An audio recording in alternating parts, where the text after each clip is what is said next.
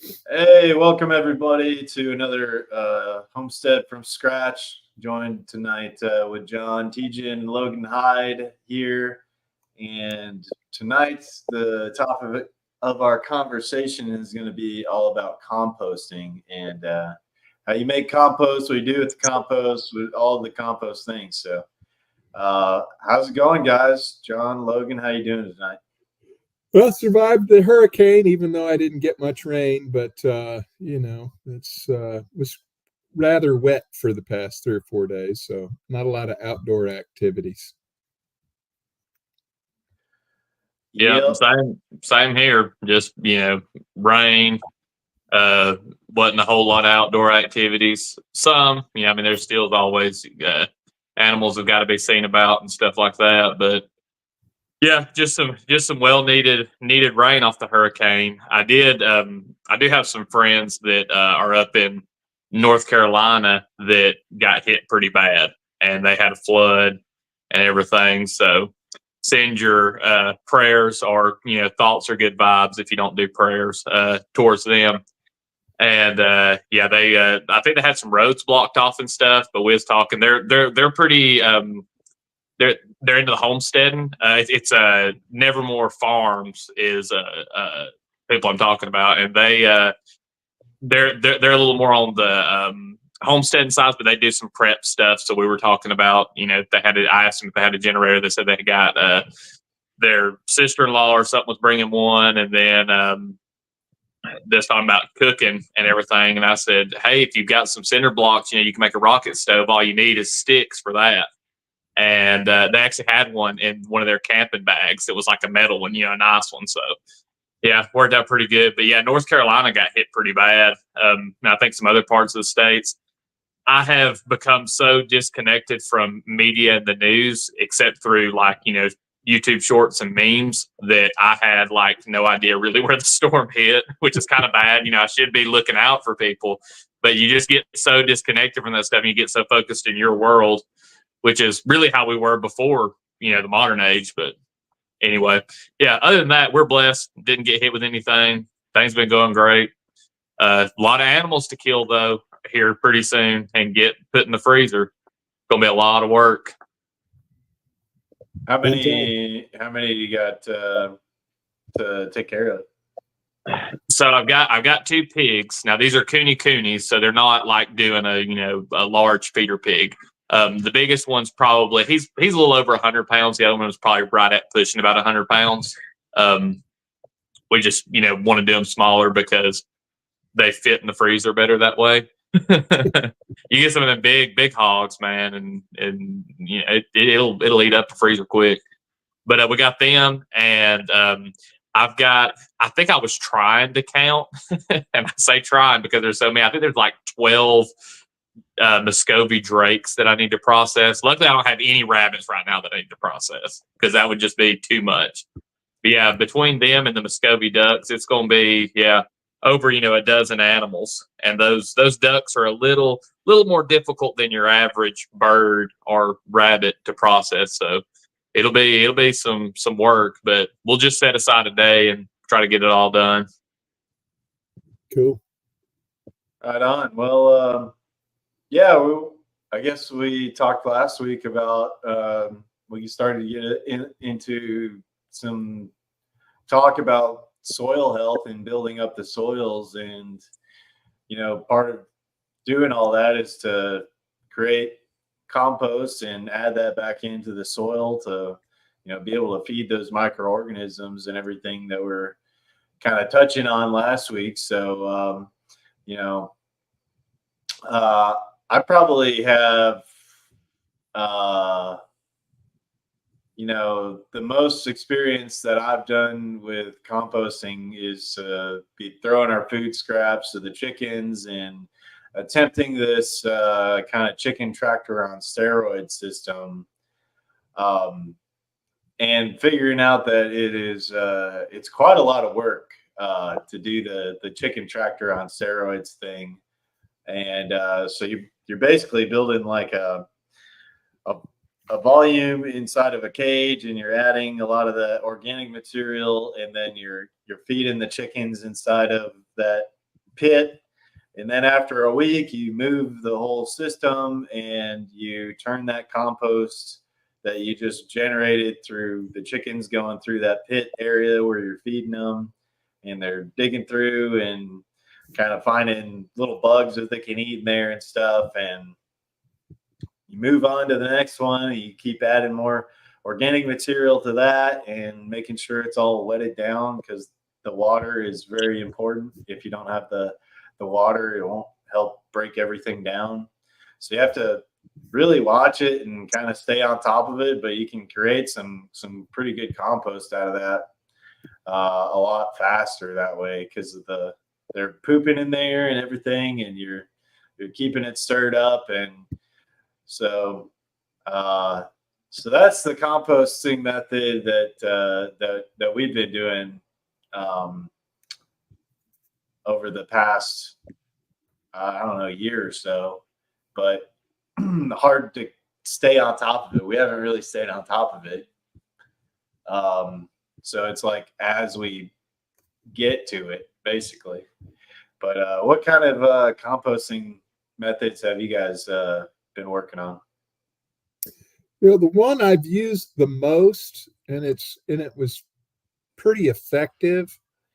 It was I bought this thing off of I guess Amazon, and it's basically a big long sheet of plastic, black plastic with holes in it, and you just wrap it around and make it basically a large, you know, big huge uh, you know, place to contain your pile, and just continually filling that up and put stuff in. I've done just, and that worked pretty good for me. And it's kind of neat because once you're done, you can take it apart and roll it back up and put it in the garage or wherever. So it's portable, which is a really good thing.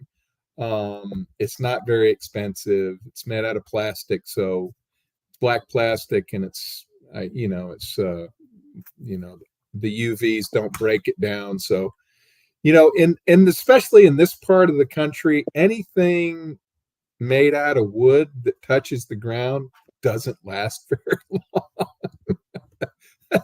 So for me, it's just like I was thinking of building my own compost, whatever you call it, you know, system. And I'm like, every time I try to build something, it's like it lasts like a year or two, and it just starts breaking down and gets bugs in it, soaks, you know, the humidity, it soaks up water, it just breaks down. So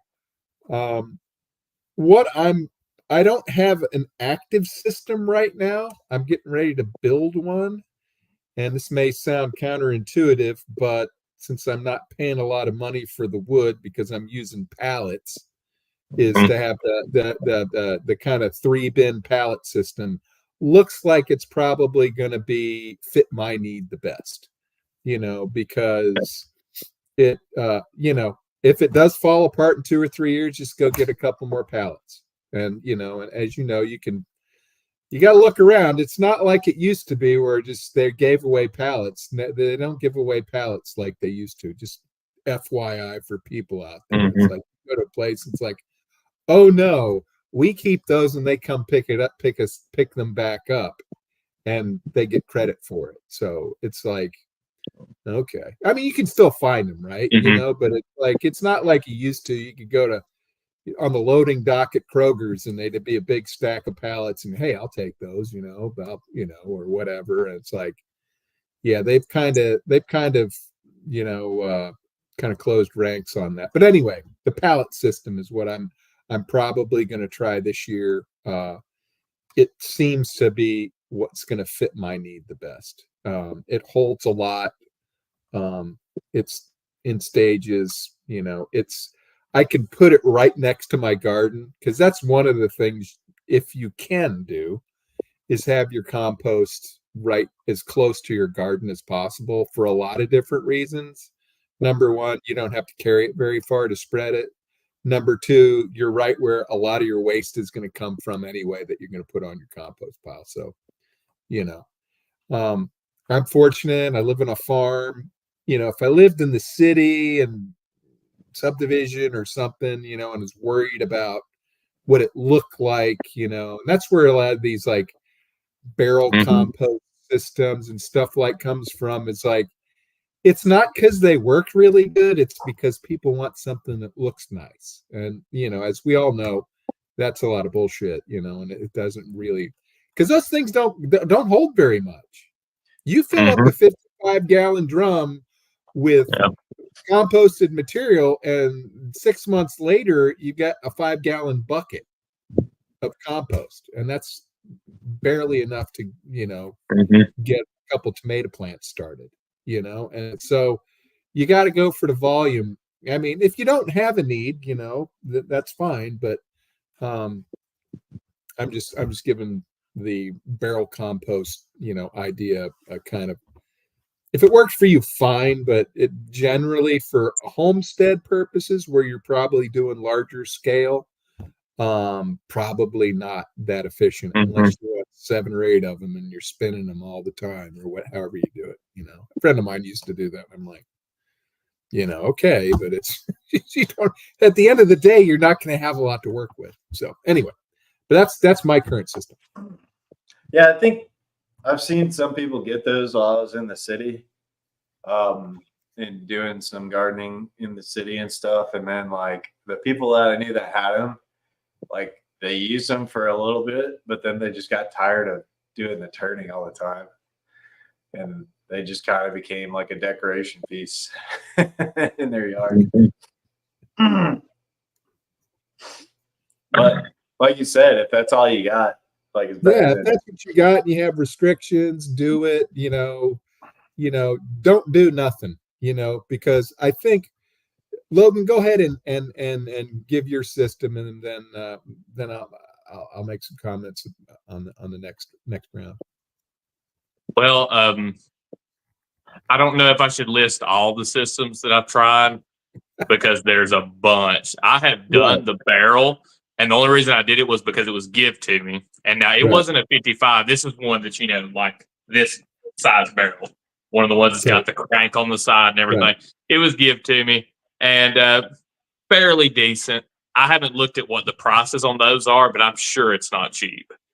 And it, to me, it's not worth it for just the fact that, I mean, I don't know. Then again, like John said, if you're in an HOA or, you know, you're somewhere where it's something's got to look nice and you can get one of those barrels, I think it's better than doing nothing. Absolutely. Let me just say this beginning.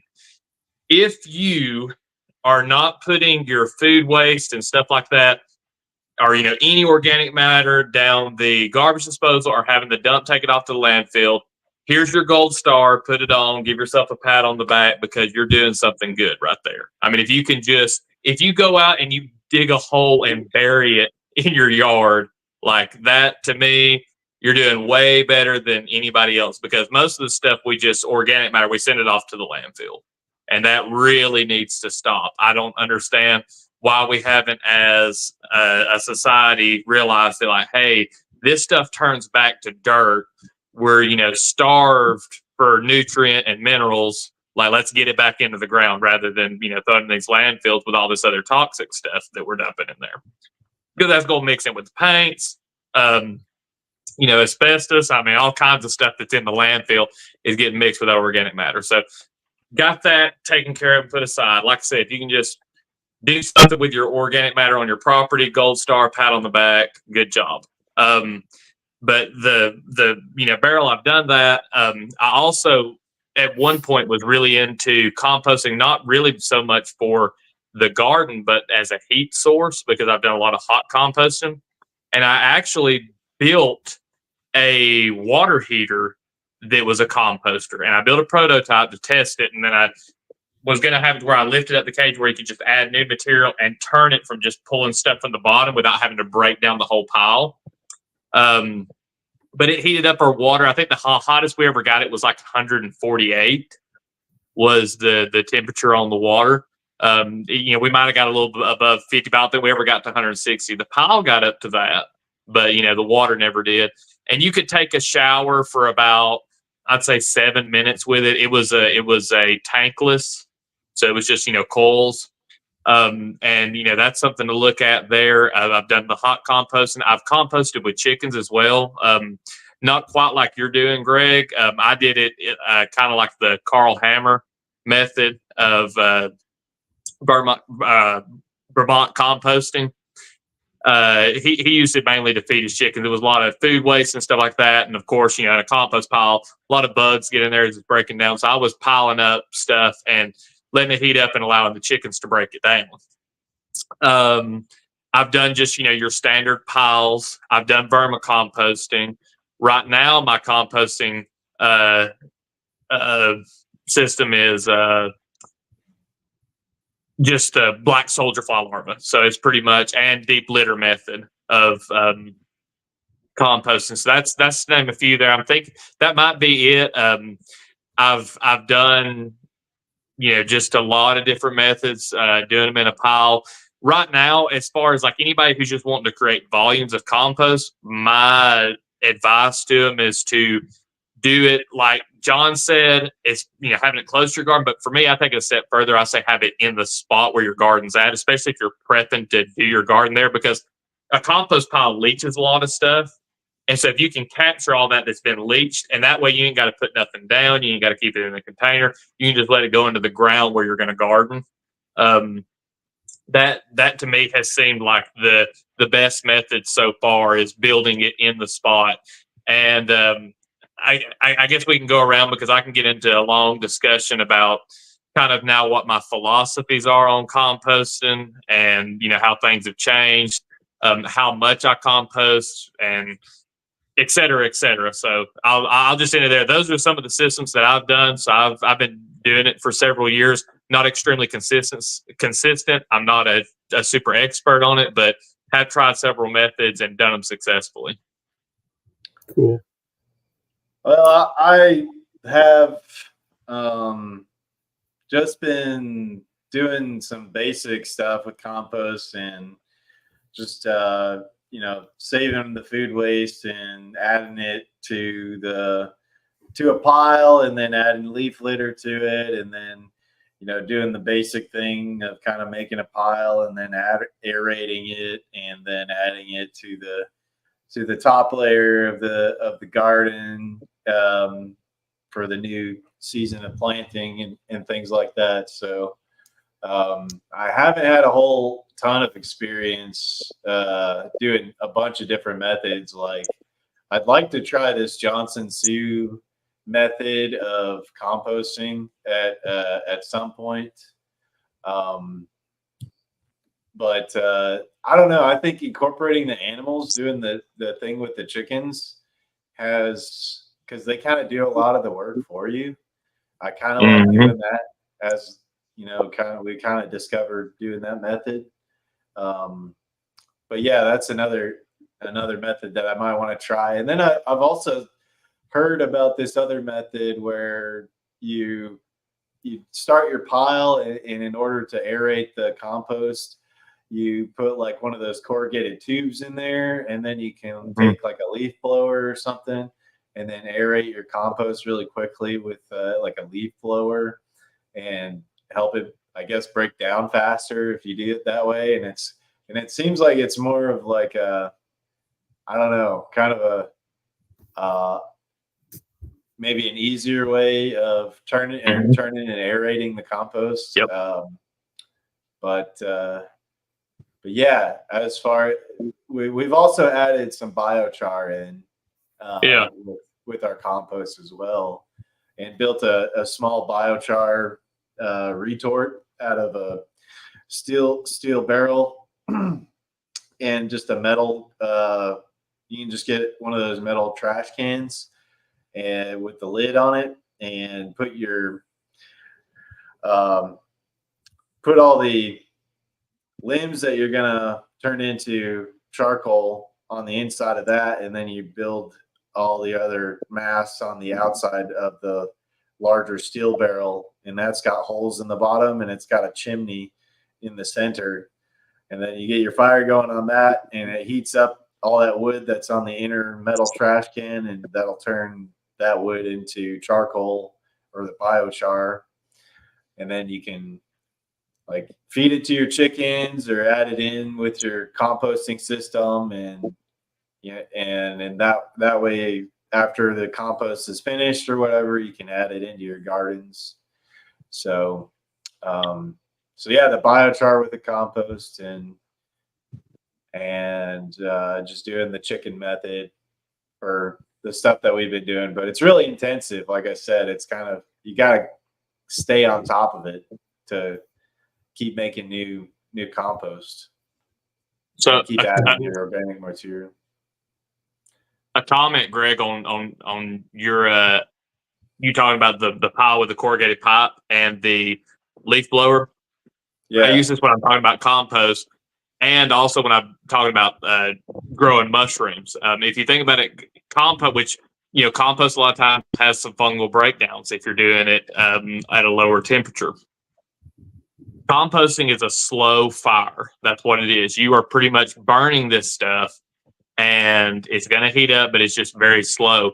So one of my methods for if you ever need to burn a brush pile and it's still kind of green, if you can get a little fire started and you take a leaf blower and put it over there, fire feeds on oxygen. So you can get a whole, I've done it many times before, you can get a just freshly cut stuff to burn if you feed it enough oxygen.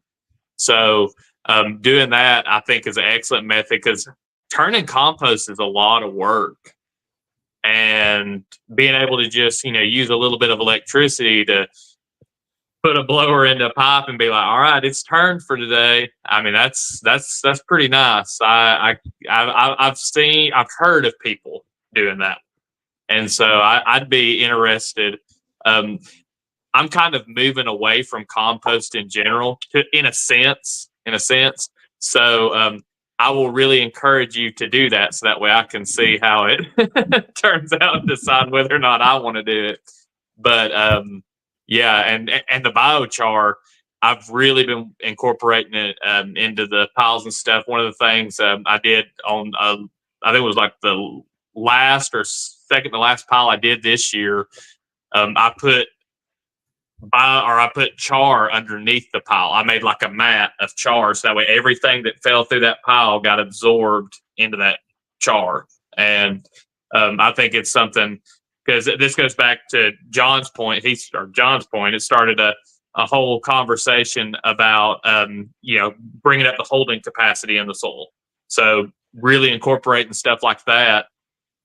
Because another thing is people want this finished compost, the stuff, because if you get technical about it, like what people consider, good compost is that when you take it from the pile and you rub it in your hands, it'll stain your hands brown. And so that's considered like completely broken down. It's ready to go and put on the garden. Now it does amazing things for the garden, but it's almost kind of like a fertilizer. It's a little bit like a drug. Like it hits it and everything goes really good. And then if you don't add any more compost in a year or two, it's like there's not any, there's not anything for the microbes to eat. So for me, I like putting half finished compost sometimes, because it still leaves a lot of that food available for those microbes. And if you can give them a place to live on top of that, I feel like you're doing a much better service to your garden than just throwing this is the super good fertilizer on here. This is going to last me a year or two, if that makes sense. So it's a lot of work to get a really awesome product, but it's not really doing anything for the soil long. I mean, it is, but it isn't. I hope, that I don't have people coming after me with pitchforks and torches saying like, man, you don't know what you're talking about. This compost that I make's the greatest and all that stuff. But that's just from what I've seen, because the people that I know that make compost and really do those just like awesome Pinterest style gardens that you see, they have to make that compost pretty regular. And I'm not saying that's a bad thing. Anything to feed the microbes in the soil, I think, is a good thing. Definitely. Yeah, I wanted to kind of get back to a little bit, some basics here, that because people who don't compost and is watching is like, we're kind of talking about composting. And just from a very basic level, basically all composting is a process of breaking down large molecules of organic material and making them smaller by the use of the microbes in the compost, because that's what they do. They break those large molecules into small molecules. The smaller those molecules get, that's when the plants can actually absorb that, right?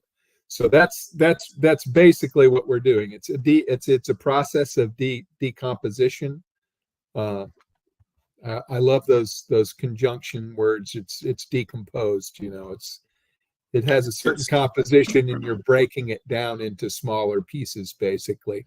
And I like, Logan, when you say, like finished compost, because this one guy I follow, Robert Pavlis, he's like, there's really no such thing as finished compost, because you start out with organic material until there's nothing, right? It's just decomposition. At what point in decomposition do you consider it finished?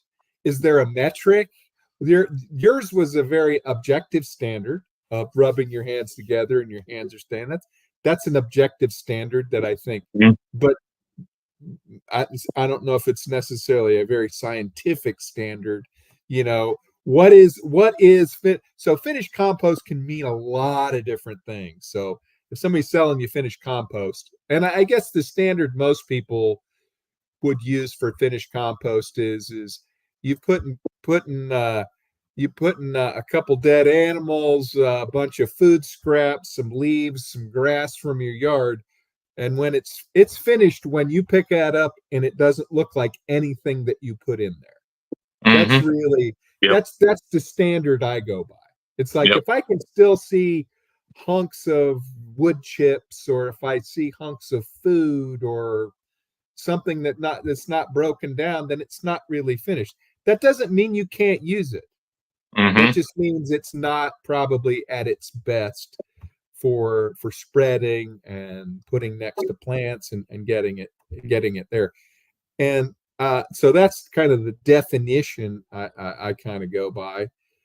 But another thing is, and you can do some reading on this and find out, okay, so how do we do this? There's kind of rules of thumb of your brown material versus your green material. Like leaves and grass clippings, right? And you mix them together in a certain ratio, and it should break down. And it will break down. It just might take 3 years, like the chickens here. The question. So it's this brown versus green. But if we want to take it to a little bit more of a scientific level, it's really carbon and nitrogen. You're really taking those two base sources in, I think they recommend like a 30-to-1 ratio of brown to green.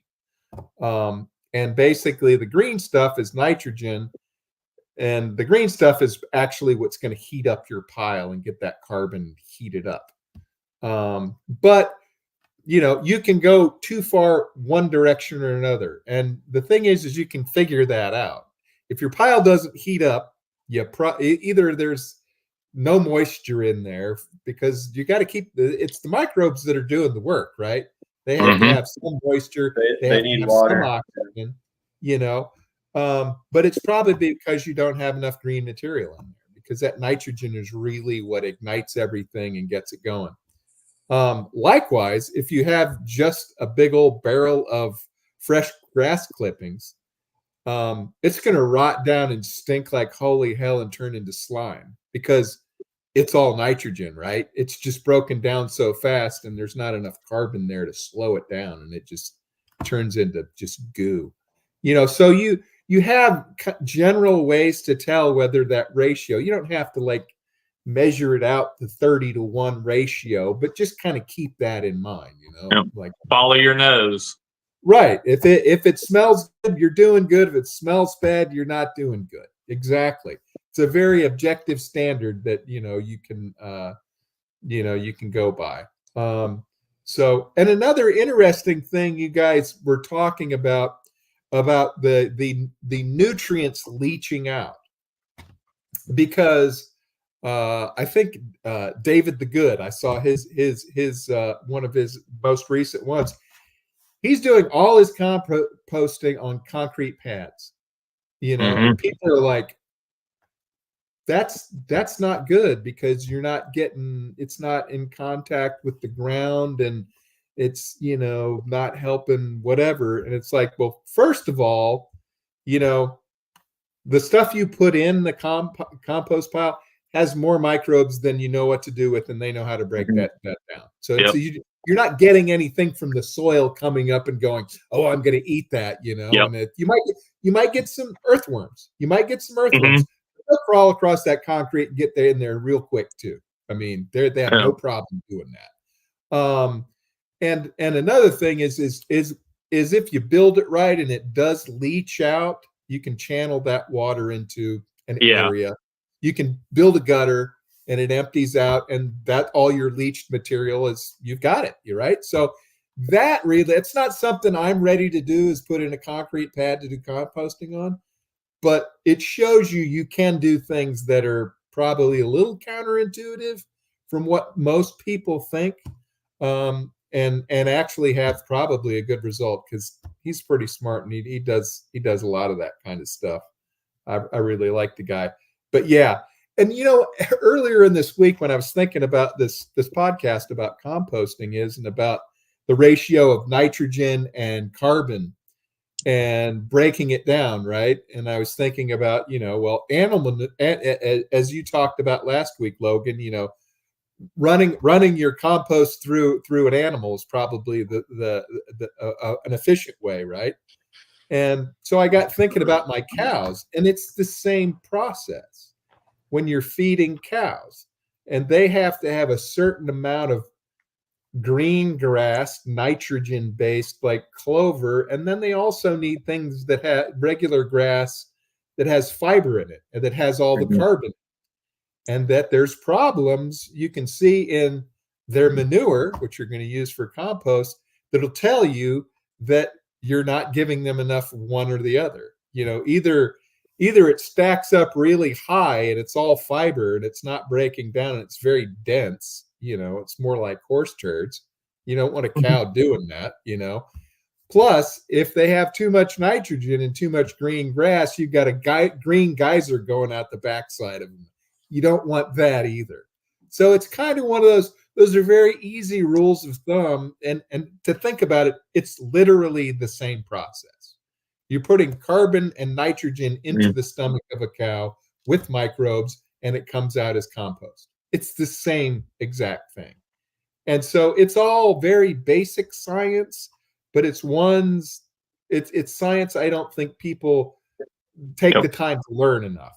And then it's really basic, it's really intuitive if you know what's going on, other than, if you're just going to read somebody's prescription off the internet and do their method, that's fine. You can have success that way. But if you dig in and learn just a little bit, a lot of light bulbs go off and really give you a more well-rounded understanding of what you're trying to do. Speaking of that, maybe Logan, you have a good insight for Charlie the plumber here. Just got rid of my chickens after 3 years. How long before I can use chicken poo in the garden? So first, I'll say if it's been sitting there for 3 years, go right ahead right now. You can go out there and put it on there. The thing with like nitrogen and burning up plants is that plants can only handle so much nitrogen. Just like John was talking about with the animals, if they get too much nitrogen, it looks like they just ate Taco Bell, I think he's saying he just got rid of them after having them for 3 years. That's what I'm saying. I read the question wrong. Okay. Yeah. So, if you just got rid of them, some of that chicken manure is going to be really fresh. Some of it's probably going to be older, just depending on whether you did like a deep litter or if it's under the roost. Cause I've had them before where it was under the roost, and sometimes it gets cleaned out in a week. Sometimes it don't get cleaned out after a month. Sometimes it don't ever really smell because they only, hit it so often. So just depending on how, like, there goes again, using your nose, if it's like, ooh, that's ripe, then maybe let it sit. But then also, if you can mix that with some carbon source and just mulch on top of it, it's about the roots of the plant. Don't hit the plant with the nitrogen or its roots. It's roots where it's eaten from, right? So if you dig up in the garden and put it in there, there's a good chance that you'll burn your plant roots. If you apply it to the top of the soil, especially on top of mulch, I don't even worry about it. As long as it's away from the plants, just like when I talk about, I am a big advocate of you need to pee on the plants that you love, especially if you're a man. It is really easy for us to go outside. As long as you don't live on a busy road, like don't be out there flashing, people coming by. But if you've got a plant, pee on one side of it. Don't pee right on the plant. The issue that people think like that pee harms plants is because a dog is marking its territory on this specific plant, and it comes back there and it pees on it, 15 times a day. Is why those plants get burned up. It's because of the abundance of nitrogen that's being put on it. So if you can spread the chicken manure out really well or put it on top of mulch, that is the way to go. It'll feed your plant, or it'll feed the microbes, and the microbes will feed your plants. And I've never had issue. I've taken chicken manure, and as long as I put it on top of some kind of mulch or use it, sparingly on top of the soil, not digging it in, it's pretty much ready to go right then. Now, if you're wanting to mix it into like some garden bed soil, you're going to do a raised bed. Yeah, let it sit there and age, or try to compost it, for a few months. Or if you do a hot composting and you mix it with a bunch of leaves or some char or something, just 18 days. You can make compost in 18 days. A lot of people say you can't, but there's too many people. And Jeff Lawton is one of them. He's got a video, and he's got some interns out there, and they bust out this huge pile. And I think it ended up being like 16 or 17 days, which now the man's done a lot of compost. So you may not be able to get it that perfect the first time, but those methods do work. So yeah, I would say it would just depend on those factors. Don't add too much, or try to compost it, or, spread it out one. Just don't make sure that you don't overload your plants with the nitrogen. Yeah, and only thing I would add, given it's this time of year where you're not probably planting much, and your garden's probably already been gone through largely. You may have some plants. Just wait until you clear out your entire garden and just spread it right now, and in the spring it'll be fine. I mean, you don't have to put a pile, you don't have to turn it, you don't have to do anything. Just spread it on your garden and wait till springtime. It's the easiest, and it works just as well, right? Like I said last week, when it comes to composting, there's neither right nor wrong. Well, you can go to extremes to be right or wrong, not having enough carbon or nitrogen, but it really is just the amount of time you're willing to wait for it to be done. And if you got 6 months between when you're going to plant your spring garden, that's more than enough time for that to cool off and feed the microbes and be ready to plant into. I just get out there and sling it out there tomorrow, unless you've got, stuff still growing. And I got the odd, cherry tomato plant still growing and kicking out tomatoes, and, most of them are going to the chickens right about now, but it's right next to the chicken pen, and when they get out, they just go pick them themselves. Yep. I think our chickens ate more tomatoes this year than we did, probably. Yeah, they'll do it. They'll also plant tomatoes for you. Oh yeah. Well, I actually surround the outside of their cage with tomato plants. It's actually, instead of shade cloth, I just grow tomatoes along the cage, and then they just harvest them whenever they see fit. Yeah, grow your own food right there in your chicken coop. That's that's awesome. That's another story, but yeah, I don't think I had anything else to add to that. The only thing that that I would say is that it's important to I guess if you want to be on the safe side, like Logan was saying, add it with some carbon material or whatever, and do the hot composting thing. Yeah. But all those sound sound good. I don't know if I've ever taken like the chicken manure directly and directly tried to put it on anything. Uh, but if you let it sit long enough, it'll definitely be ready to go. Yeah. Like you guys were saying. Yeah, and here's another thing that people run into, and it's what I ran into when I first started, and I still have the same problem because it requires a little more organization. If you don't have manure, say animal manure, and you just I gotta get some browns and some greens, so I need some leaves and I need some grass clippings, and it's like the only problem with that is the way the season goes, they're never available at this very same time. Yep. You have a big bunch of, by the time you get a big bunch of leaves, your grass has stopped growing. By the time you Yep. out all grass, the leaves are gone. So what you have to do, and I've not done this because I'm too damn lazy. I'll just throw it all in the pile and hope it all works before I'll do the work. Is to like bag up your leaves, and you can actually kind of like the way they make hay is cut your grass and kind of spread it out and let it dry for a couple days, because you don't want to necessarily, you can't really, well, I guess you can,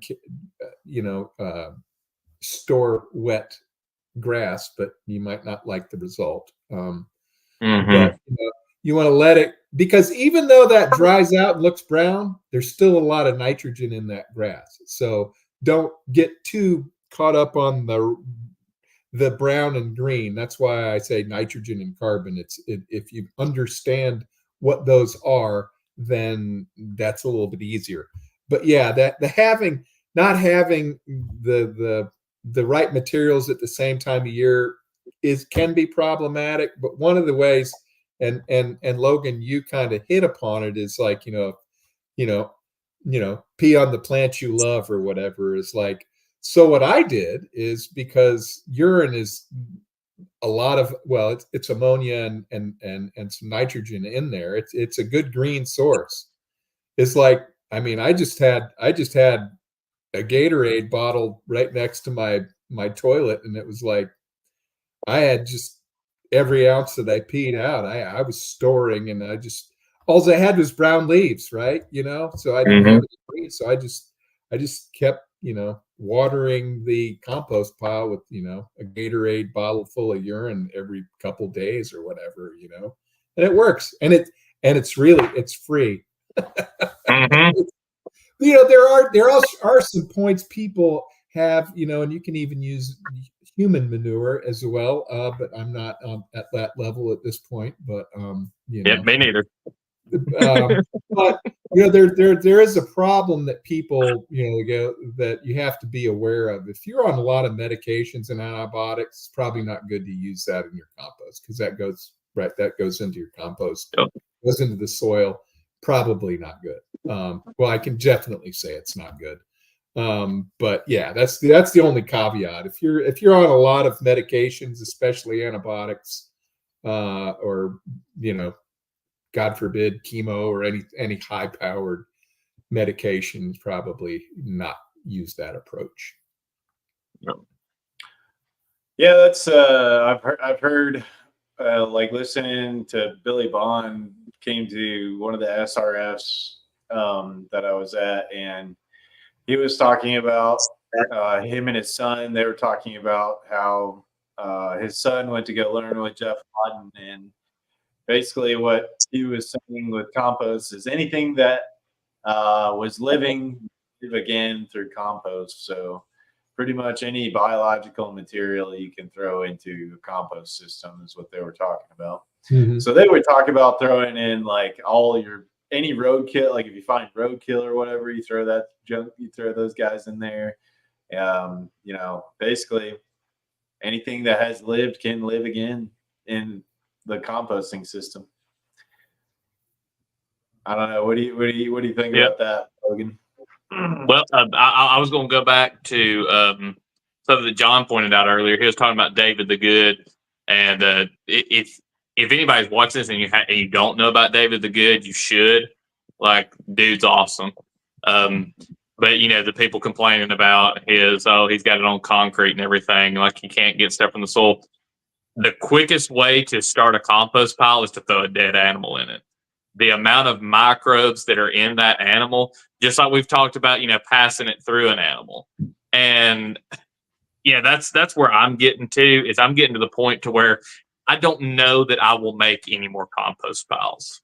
I think that for certain situations, like we had a garden that we really wanted to get planted. It was the area that was just overgrown, and I made like a halfway compost that still had a lot of mulch in it and used that to mulch the area and planted right into that. And I really liked that method. But anything that was living, and just to echo what John said, there is some risk with certain materials as far as composting goes. Like you said, the medications and stuff. That also applies to animals. Be careful where you get your manures from. People use a lot of wormers. And you know what?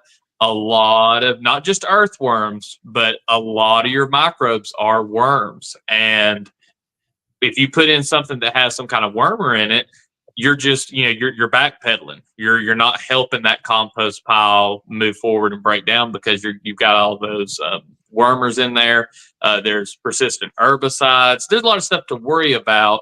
But then at the same time, I wouldn't get caught up in that too much, because it's really simple. It's taking organic stuff, mixing it with some, that's high nitrogen, mixing it with some carbon and letting it break down. I mean, let's not make it to where people are like, oh, I got to, get my, like, I think, John, you were alluding to it earlier about, like, getting your measuring cups out and being like, all right, there's, 1 part carbon, there's a part nitrogen, and you're mixing all this stuff.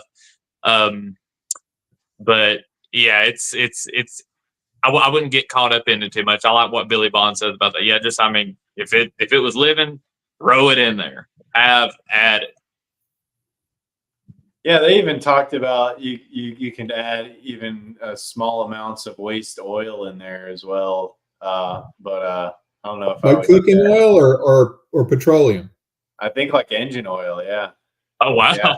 Well, I mean, I don't know if I would do that, but it might be. No, there are microbes that do digest petroleum. Yeah. I mean, fungi as well. There's I know Paul Stamets has done some work with I think it's cleaning up petroleum, diesel, just stuff with fungi. So I mean, there are, but now that gets on a level that I'm more on a practical scale, and so I'm not going to experiment with that just yet. I mean, it may come down the road where I say, yeah, I'd like to be able to get rid of all this stuff and turn it back into stuff that's, safe for plants and fungi, etc. But right now, I'm going to avoid putting any petroleum products in my compost.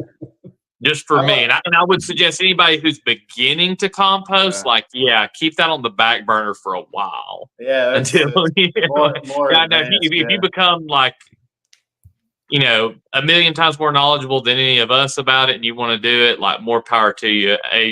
I'm going to be there cheering you on to clean up the planet and everything. But I would not put it in there and then expect my garden to just do magnificently well in the spring. But yeah, no, Billy Bond seems like he's I know him and Jack Spirko have really gone down the rabbit hole on a lot of stuff on composting. And so if they said it and they're doing it, I'd probably trust it. But at the same time, I wouldn't just be like, yeah, this is what I'm going to do now. Yeah, I think they made the same caveat. They were like, this is getting in more advanced or whatever, but they have done it. That's super cool. That's pretty cool. I think that waste oil is better for like what you're talking about as well. For you drilling into like a wooden post or something like that, and you can fill it with some old engine oil or whatever. It'll help preserve the wood, I guess, or something. Yeah. So if you want like a good use of saving your old waste engine oil and doing treated lumber nowadays is just crap. You know, I mean, it's cured with that copper solution, whatever it is they do. I mean, it's garbage. Me personally, I want us to go back to growing rot resistant trees that can be used for fence posts. That's my ideal thing. But the thing is, you know, we've got so many toxins. I think that people worried about treated lumber. It's like, you know, yeah, you can continue to worry about that while you breathe the air, drink the fluoride, and you know, scarf down your Cheetos. You can be worried about that treated post that's in the ground. But yeah, you can take pretty much any lumber, and if you'll drill a, and now this is not my idea. I got the idea from was it is it Wrangler Star, the guy on YouTube? Yeah. So he takes posts and he'll just drill a hole in it like this right here, down to a certain point, and then he'll put old motor oil in it, and he puts a little cap on it, you know, take a little wood peg and just shoves it in there, and you can refill it, you know, after about 5 years, last you a lifetime, because you're really worried about what's connected to the soil. Like John was mentioning earlier, anytime you put wood in the dirt, it's like, well, say goodbye, because everything that's in our soil is gonna eat it up. Yeah, so I think that's definitely a better use motor oil. And you might as well, I mean, because if you take it to the landfill, it's just going to sit there and poison the ground anyway. So why not put it in something that you're actually going to use that's going to absorb it more and not really leach it out that much into the ground? I think it's a far better use, until you become a compost god like Billy Bond and can, you know, put it in the compost pile. Right. Yeah, and I'll throw a caveat, just a general caveat, and this goes with more than just composting. I think it goes probably everything I do on my farm, because we are in this age of social media and YouTube channels and you know, streaming videos and stuff like that. Is if you're starting out, if you're just starting out, start the simplest possible way you can. Mm-hmm.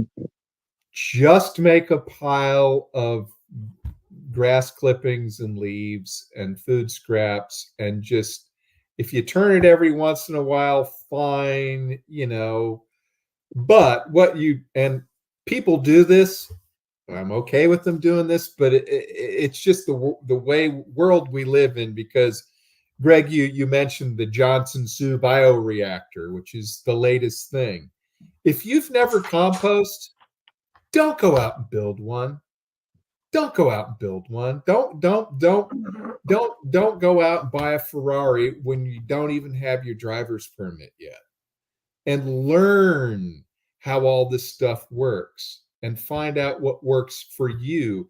And the work that goes in. Do you want to turn a compost pile or not turn a compost pile? Do you want to do this? Do you want to start really simple? Because we and this is kind of one of my pet peeves, is we're all enamored with technology and the newest and the latest and the coolest and what this guy and you know, start like your great grandfather started doing compost pile and worm piles or whatever it is, and go from there.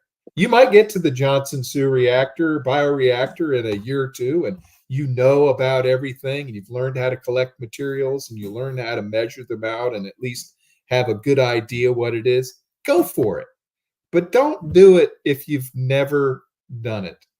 I mean, because, you know, people do the same thing. It's just the human condition, right? It's like the person that hasn't worked out for 5 years, and they go out and buy a membership to a gym, you know, and it's like, dude, man, just, Greg, you're my hero, by the way. It's like, just do some push-ups, just do some pull-ups, just do some squats. If you can't do that when it's free, you ain't gonna do it when it costs you $500 a month or a year, you know.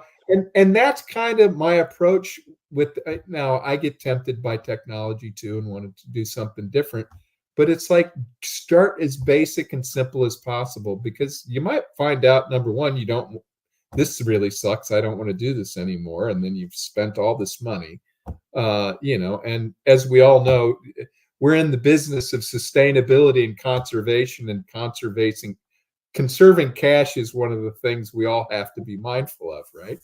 So, but yeah, just start simple and then go more complex. If you want to build a 3-bin system, out of used pallets next year after you've made a pile of compost, and then the year after you want to build a reactor, fine. But you've learned things along the way, like you were saying, like you're measuring out, you want to make sure it's exactly right. It's just like another thing I like to do, cooking. Once you've learned and have made spaghetti sauce 100 times, you don't have to look at the recipe. You can do it blindfolded, and you know exactly how you make it and how you like it, and you don't have to measure and be real fidgety about it, because you've got the experience. You've probably screwed it up a few times, which is a positive result, actually, because you know what not to do.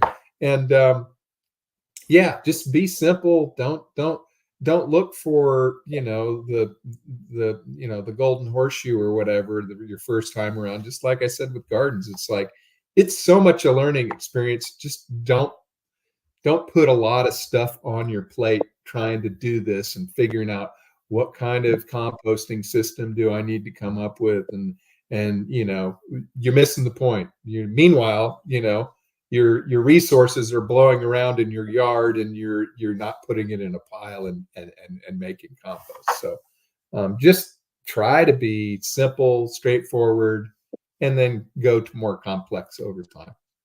What about my rant for the evening? No, that's good. Agree.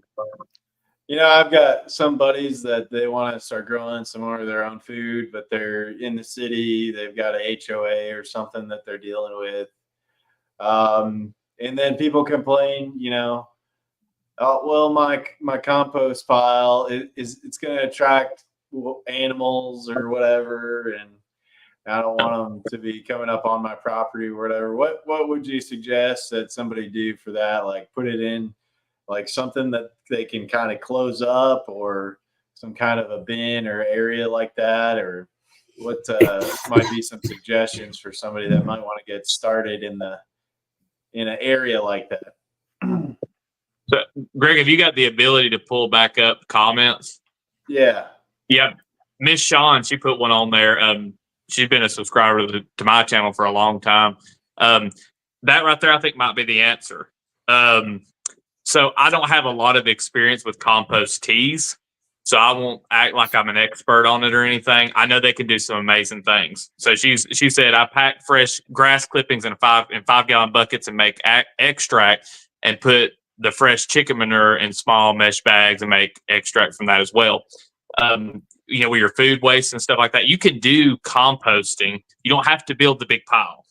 So that there might be a really viable option. You can get into stuff, like using a bubbler and stuff, just so that way a lot of the microbes you get are aerobic.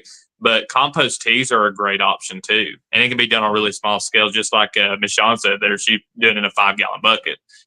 You can easily hide that from, the HOA blue hairs that want to make your life miserable by putting it in a 5-gallon bucket and keeping it hid somewhere. So you can do it on smaller. Vermicompost, I think, is another great one. Now, my system, if you go and look on my channel that I did, was in a IBC container. And so it was really big. You can do vermicompost in a 5-gallon bucket, or in a small system that you buy off Amazon. So I'd say, just look at ways to be able to scale that down. Because anytime you get into the big stuff, like John was talking about the barrels, it's a lot of expensive stuff just to make it look pretty. And, if that's what you want to do and you got the money, more power to you. Yeah, do it. But there's a lot of other options, like making the compost tea, doing vermicomposting, just doing the root stout method of composting, digging a trench and putting your vegetable waste and stuff like that in that. You can do it fully clothed if you like. I know she was known as the naked gardener, but you can keep your clothes on. Doing mulching with straw and stuff like that. So there's ways to get around that. I think that anytime we talk about compost, everybody thinks of the pile. You got to have this giant pile, and that's great. Like, I love the pile, but you don't have to do it that way. Vermicompost, in my opinion, the stuff that I made, and I actually sold some of it. Greg, you may even bought some of it at the mushroom workshop. I had some rabbit manure that hadn't been broke down just because it was some extra stuff to feed the microbes when you put it in your garden. I had biochar that had been through animals. Some of it that was just, charged with the rabbit manure, and then the worm castings. And the worm castings in that mix was the most valuable piece of it because those worms had broke down all the materials that were in there that were whole. So they had been fed nothing but rabbit manure and, some food waste and char. And so they were taking these little tiny granules of char and it was passing through their digestive system, which is crazy when you think about it on that small of a scale. But yeah, look at those options. There are plenty, and you can get on YouTube. There'll be plenty of people that'll show you methods and everything. But yeah, that or compost tea. Like I said, I wish I could speak more on compost tea, but I don't have, really any experience with it at all, except for some accidents. Well, we've come up on an hour for the show tonight. You guys want to go around and let everybody know where people can find you, what you got, how people can support you, what you got going on? John? Yeah, as usual, I'm at DJ Cattle Company here in Tennessee somewhere. And actually, I do have a X account, formerly Twitter. Us old boomers have a hard time adjusting to the name change. I do have an account there I've had for a long time. It's not specific to what we talk about. There's some politics in there, some crypto stuff in there. So I want to start putting stuff out there. The name on the account is Farmer John, but it is at Soul Survivor 78, and that's SOLE Survivor 78. I'm on there. If you want to DM me, fine, that'd be great. We can chat and talk about cows, whatever. I do want to put some content on there, starting to focus on that. All right, awesome. Logan, where can people find you, support you? Find me on YouTube. That's the best way to find me. We have had a lot of stuff going on, and I have not been putting out videos like I normally do. I used to be an everyday kind of guy, but there's a huge video library on my channel for as small as I am, I think anyway. But you can check out that. You can always find me in the YouTube comments. And you can email me if you want to have more of a private conversation at hideawayhomestead@gmail.com. All right, and guys, this is my channel here, the Tinker Tribe, and we do this every Sunday night, this Homestead from Scratch series, and I will bring on guests for interviews and also documenting our progress building on a piece of my land, building a cabin so that we can start renting it out to people. So if you're interested in that, check out the channel. And if you're working on your fitness and you want some inspiration, you can check out my other channel. It's called Take the Ride 23 on YouTube. And I just put out shorts every day on some calisthenic workouts to hopefully inspire some other people to start working on their own fitness. So other than that, man, we'll see you guys next week. Thanks for being here. Yep. Thank y'all. Thanks for everybody hanging out in the chat there too. Yeah. Charlie the plumber, Miss Sean, and it's all Grady. Thanks for coming by. We'll see you next time.